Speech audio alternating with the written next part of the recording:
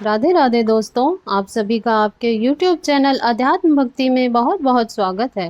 गंगा दशहरा पर्व हर वर्ष की ज्येष्ठ माह के शुक्ल पक्ष की दशमी तिथि के दिन मनाया जाता है। इस दिन माता गंगा धरती पर अवतरित हुई थी। ज्येष्ठ मास की शुक्ल पक्ष की दशमी तिथि को सोमवार को हस्त नक्षत्र में गंगा अवतरण हुआ था, इसलिए यह तिथि अधिक महत्वपूर्ण है। इस तिथि में स्नान करना, दान करना, तर्पण आदि का कार्य करना शुभ माना जाता है। इस दिन व्रत करने से 10 तरह के पापों का नाश होता है, इसलिए इसे दशहरा भी कहते हैं। इस दिन गंगा नदी में स्नान करने का बड़ा ही विशेष महत्व माना गया है। स्नान से व्यक्ति के सारे पाप नष्ट हो जाते हैं। जो भी भक्तजन सच्ची श्रद्धा के साथ गंगा में स्नान करते हैं या दान पुण्य का कार्य करते हैं, उनके सभी पाप और ताप नष्ट होते हैं तथा सुख और समृद्धि की प्राप्ति होती है। तो आइए सुनते हैं गंगा अवतरण की कथा। तो बोलिए प्रेम से गंगा माता की जय। प्राचीन काल में अयोध्या में सगर नाम के राजा राज्य करते थे। उनके केशिनी तथा सुमति नामक दो रानियां थी। केशिनी से अंशुमान नामक पुत्र हुआ था तथा सुमति के 60,000 पुत्र थे। एक बार राजा सगर ने अश्वमेध यज्ञ किया। यज्ञ की पूर्ति के लिए एक घोड़ा छोड़ा। इंद्र यज्ञ को भंग करने हेतु घोड़े को चुराकर कपिल मुनि के आश्रम में बांध आए। राजा ने यज्ञ के घोड़े को खोजने के लिए अपने 60,000 पुत्रों को भेजा। घोड़े को खोजते खोजते वे कपिल मुनि के आश्रम में पहुंचे तो उन्होंने यज्ञ के घोड़े को वहां बंधा पाया। उस समय कपिल मुनि तपस्या कर रहे थे। राजा के पुत्रों ने कपिल मुनि को चोर चोर कहकर पुकारना शुरू कर दिया। कपिल मुनि की समाधि टूट गई तथा राजा के सारे पुत्र कपिल मुनि की क्रोधाग्नि में जलकर भस्म हो गए।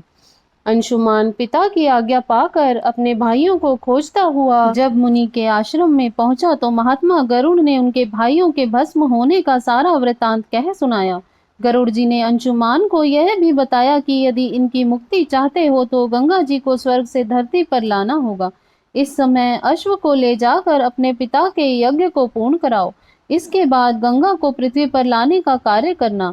अंशुमान ने घोड़े सहित यज्ञ मंडप में पहुंचकर राजा सगर से सारा वृतांत कह सुनाया। महाराज सगर की मृत्यु के पश्चात अंशुमान ने गंगा जी को पृथ्वी पर लाने के लिए तप किया, परंतु वह असफल रहे। इसके बाद उनके पुत्र दिलीप ने भी तपस्या की, परंतु उन्हें भी सफलता नहीं मिली। अंत में दिलीप के पुत्र भगीरथ ने गंगा जी को पृथ्वी पर लाने के लिए गोकर्ण तीर्थ में जाकर ब्रह्मा जी को प्रसन्न करने के लिए कठोर तपस्या की। तपस्या करते करते कई वर्ष बीत गए। तब ब्रह्मा जी प्रसन्न हुए तथा गंगा जी को पृथ्वी लोक पर ले जाने का वरदान दिया। अब तपस्या यह थी कि ब्रह्मा जी के कमंडल से छूटने के बाद गंगा के वेग को पृथ्वी पर कौन संभालेगा।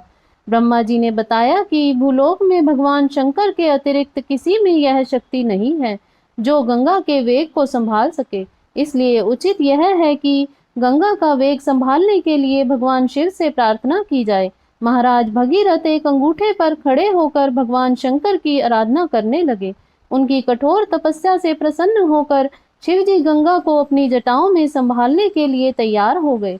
गंगा जी जब देवलोक से पृथ्वी की ओर बढ़ी तो शिवजी ने गंगा जी की धारा को अपनी जटाओं में समेट लिया। कई वर्षों तक गंगा जी को जटाओं से बाहर निकलने का मार्ग नहीं मिला। भगीरथी के पुनः अनुनय विनय करने पर शिवजी जी गंगा को अपनी जटाओं से मुक्त करने के लिए तैयार हुए।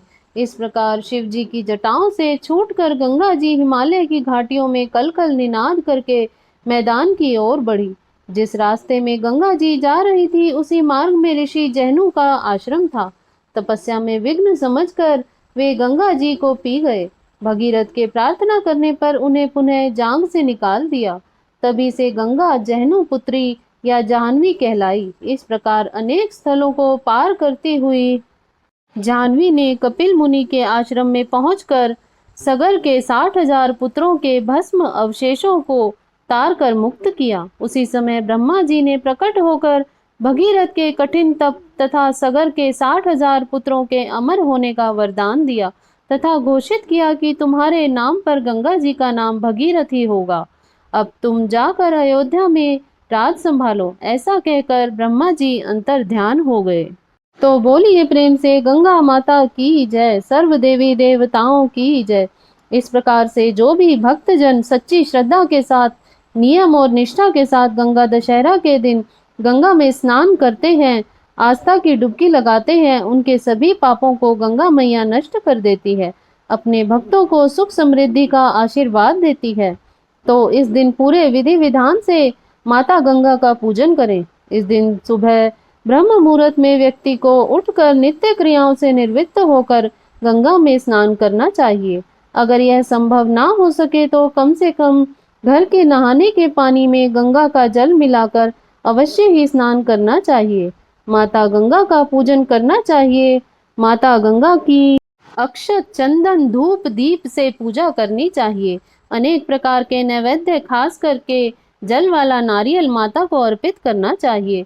इस दिन दीप दान करना चाहिए। गंगा दशहरा के दिन जहाँ तक हो सके वस्त्र आदि का दान करना चाहिए। अपने पितरों के निमित्त तर्पण आदि का कार्य करना चाहिए। यह बड़ा ही लाभप्रद होता है और पितरों का आशीर्वाद भी प्राप्त होता है। इस दिन जहाँ तक हो सके धर्म का आचरण करना चाहिए। इस दिन किसी के ऊपर क्रोध नहीं करना चाहिए, द्वेष का भाव नहीं लाना चाहिए, ब्रह्मचर्य का पालन करना चाहिए, गरीबों की सहायता करनी चाहिए, ब्राह्मणों को दान दक्षिणा देनी चाहिए, गरीबों को भोजन कराना चाहिए, ब्राह्मणों को भोजन कराना चाहिए। इससे अनंत गुना फलों की प्राप्ति होती है। इसी प्रकार से माता गंगा का पूजन अवश्य ही करना चाहिए। इससे माँ गंगा अपनी कृपा प्रदान करती है। आशा करती हूँ यह जानकारी आपको अच्छी लगी होगी। ऐसे ही ज्ञानवर्धक जानकारियाँ प्राप्त करने के लिए इस चैनल पर अगर आप नए हैं तो चैनल को सब्सक्राइब करें ताकि वीडियो की नोटिफिकेशन आपको समय पर मिल सके। वीडियो को लाइक करें, शेयर करें। सुखी रहें, खुश रहें, स्वस्थ रहें। राधे राधे, धन्यवाद।